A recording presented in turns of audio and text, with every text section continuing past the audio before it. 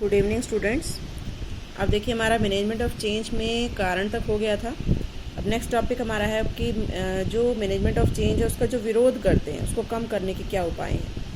उस कम करने के उपाय को हम 3 पार्ट्स में डिवाइड करते हैं। एक तो है एक इंडिविजुअल लेवल पर हम कैसे इसको कम कर सकते हैं, ग्रुप लेवल पर कैसे कर सकते हैं और अदर मेजर्स क्या हैं। तो देखिए वन बाय वन। सबसे पहला individual level. First one is involvement, है ना। यहाँ पर ये बताते हैं कि जैसे कर्मचारी विरोध क्यों करते हैं, उसका क्या कारण होता है। उसका सबसे मेजर कारण ये होता है कि वो कहते हैं हमसे पूछा ही नहीं गया, है ना, हमें बताया ही नहीं गया। तो फिर यहाँ पर अगर हम एम्प्लॉय से पूछ कर उनसे सलाह लेकर काम करें तो वो उसका विरोध नहीं करेंगे।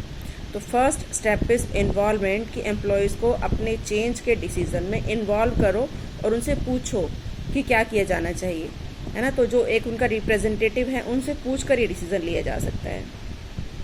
Second major is education and training, कि उनको एजुकेट करो कि why you are changing the concept, आप इस टेक्नोलॉजी को चेंज क्यों कर रहे हैं।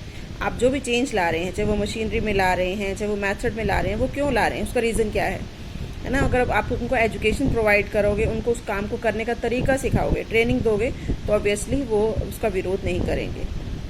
And third one is communication, कि अगर उनको कोई प्रॉब्लम है तो आप उनसे पूछो भी क्या प्रॉब्लम है और उसको साथ के साथ सॉर्ट आउट करो।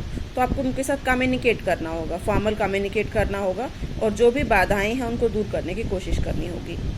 ठीक है। अब देखिए नेक्स्ट आता है हमारा लीडरशिप।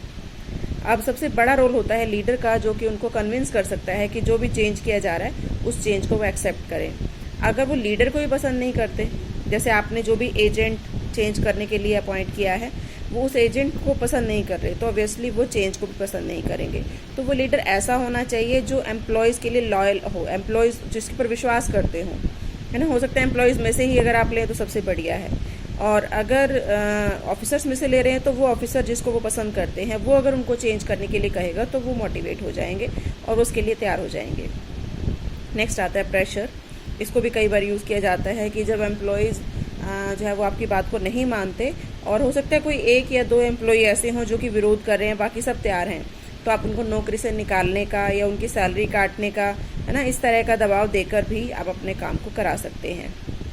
एंड इकोनॉमिक सेफ्टी, कि अगर एम्प्लॉयज़ को इस बात का आश्वासन दिया जाए कि अगर उनको कोई इकोनॉमिक लॉस होता है, कोई फाइनेंशियल लॉस होता है, तो कंपनी उनको सपोर्ट करेगी, कंपनी उनको नौकरी से नहीं निकालेगी। अगर उनको वो काम करना नहीं आता जो चेंज हो रहा है उसके अकॉर्डिंग, तो सिखाया जाएगा, चाहे कितना ही टाइम लगे, है ना, उसको कॉम्पनसेट किया जाएगा, तो भी उस चेंज का वो विरोध नहीं करेंगे। उसके बाद देखिए ग्रुप लेवल पर भी कुछ मेजर्स अपनाए जाते हैं। सबसे पहला है सौदेबाजी, कि कई बार क्या होता है किसी एक स्पेशल ग्रुप को ज़्यादा नुकसान हो जाता है ना, बाकी किसी को नहीं होता, तो आप उस ग्रुप को बुलाकर उनसे जो है वो सौदेबाजी कर सकते हैं, नेगोशिएशन कर सकते हैं कि इस लॉस की जो भरपाई है वो किस तरीके से की जाए। तो उनको किसी दूसरे तरीके से इनडायरेक्ट वे में भी उसको जो है वो कॉम्पनसेट किया जा सकता है। एंड ग्रुप कॉन्टैक्ट, की जो सीनियर लेवल के जो मैनेजर्स हैं उस तरह के ग्रुप से जिनको फाइनेंशियल लॉस हुआ है या नॉन फाइनेंशियल लॉस हुआ है उनसे बात कर सकते हैं, उनको कन्विंस करने की कोशिश कर सकते हैं। और अगर वो ग्रुप तैयार हो जाता है और बाकी सब तैयार हैं तो आप जो है वो उस चेंज को कर सकते हैं। आप देखिए अदर मेजर्स। अदर मेजर्स में देखिए सबसे पहला है arrangement of resources. Actual problem क्या होती है कि हम चेंज का डिसीजन ले लेते हैं और चेंज को इम्प्लीमेंट करते हैं, तो कई बार हमारे पास रिसोर्सेज पूरे नहीं होते, and due to scarcity of resources वो चेंज इम्प्लीमेंट करना पॉसिबल नहीं हो पाता। तो मैनेजर्स के लिए ज़रूरी है कि जब चेंज का डिसीजन ले तो ये चेक करे कि कौन कौन से रिसोर्सेज चाहिए, कैश कितना चाहिए, मशीनरी कितनी चाहिए, बाकी रिसोर्सेज कितने चाहिए। तो पहले उसको अरेंज करवाएं, फिर डिसीजन लें या फिर उस चेंज को इम्प्लीमेंट करें। नेक्स्ट आता है management of cost of change, कि ऑब्वियसली चेंज करने से कंपनी की कॉस्ट भी बढ़ेगी, फिक्स्ड कॉस्ट भी बढ़ेगी और वर्किंग कैपिटल की कॉस्ट भी बढ़ेगी। तो जो कॉस्ट बढ़ेगी उसको आप किस तरह से मैनेज करेंगे, है ना, वो भी डिसीजन लें कि इस तरह का जो चेंज आएगा उस चेंज को किस तरह से मैनेज किया जाएगा। And proper timing of change, ऐसा नहीं है कि आज आपने सुना कि ऐसा चेंज करने से ये हो जाएगा तो फटाफट से चेंज कर दें। उसका सही टाइम आप देखें कि कब चेंज किया जाएगा।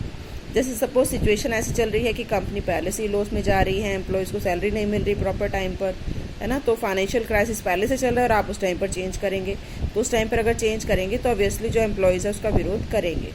तो चेंज ऐसे टाइम पर होना चाहिए जब एम्प्लॉयज़ उसको एक्सेप्ट करने के लिए तैयार हों।